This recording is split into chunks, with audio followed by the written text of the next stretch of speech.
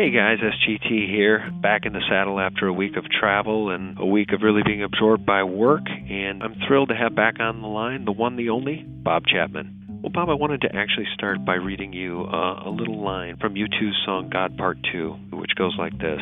Don't believe them when they tell you there ain't no cure. The rich stay healthy, while the sick stay poor. Bob, Catherine Austin Fitts of GATA is saying they're now reporting in the CIA World Factbook that in terms of family income equality, the U.S. now ranks behind Nigeria, China, India, Tunisia, Egypt, Nicaragua, Bangladesh, Ethiopia, and Greece. What are we to make of this ultimate collapse that they call a recovery? What in the hell is going on? Well, that is going on, and if you look at what's going on with the budget reductions over the next 20 years or whatever it is, you'll see that there's very little cut in military spending and lots of cuts for the elderly so that they can set up their panels and get rid of them as soon as possible. Bob, the people won't stand up, even when this president, whose constitutionality can certainly be challenged based on the fact that Barack Obama, a.k.a. Barry Soetoro, refuses to and cannot produce his actual birth certificate, has superseded Congress and started a third war without speaking with Congress and without the approval of Congress. And the people, once again, stand down. Well, it's attitudinal, and what I mean by that is that they do what they want to do. There is no constitution. They have purchased 95% of the people in Congress. They have purchased the legal system. They have federalized and controlled law enforcement. The FBI acts like the Gestapo. The CIA, 50% of the people are absolute criminals. And I know for a time I worked with some of them. And I work with people from NSA during that period as well, and so I know the mindset. It's like the song "Anything Goes," and that's the world that they live in, and they don't care about people. They want to control them. All of the things that you're seeing happening are not coincidence. They were planned that way. They've done this over and over again through the centuries to try to garner complete control over everyone and subject them. And that's what this is all about. Mm-hmm. Well, we talk sometimes on this program, and some of the truth tellers in the community will talk about this Great Awakening.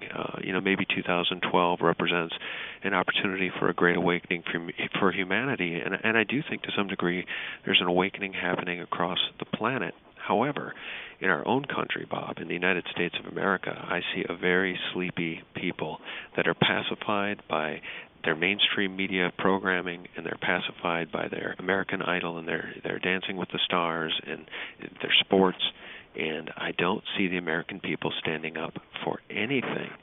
Well, if they don't, they will live on their knees. It's pretty simple. Nothing esoteric about that.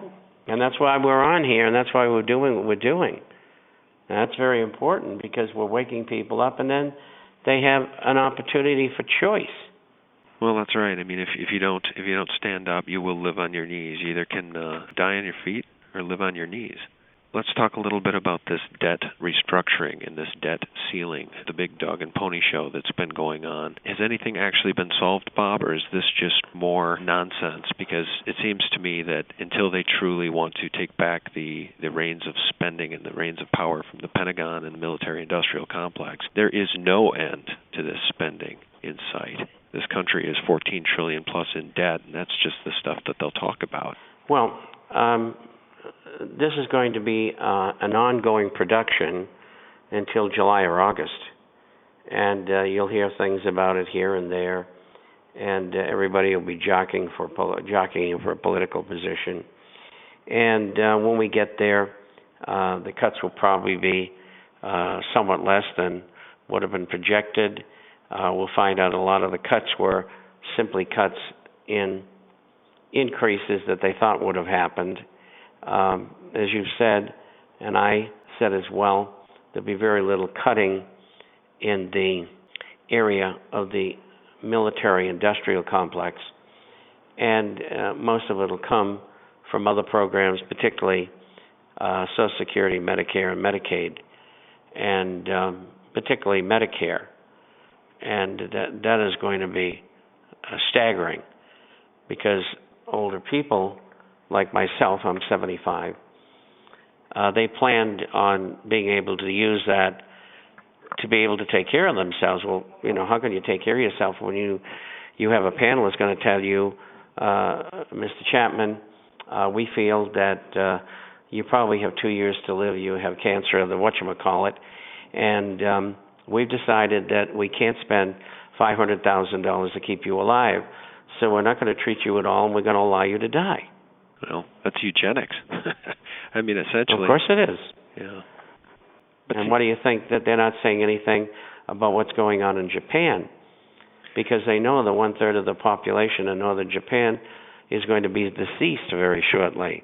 But it's horrifying, Bob, because, I mean, if you want to talk about Agenda 21 and some of these other things, the Georgia Guidestones, people in our community know what that means. I think to the average American, they have absolutely no idea. Now, I'm not suggesting that what happened in Fukushima was done on purpose, but boy, Bob, this is going to pollute the world water and food supply. We're already seeing doses of radiation in dairy milk across the country. Right. Well, you'll have to find a good source of water and use water instead of milk. Mm-hmm. And in many instances that will work. It's going to spread all over the world. There's some areas that won't be affected. They used to call them nuclear-free zones.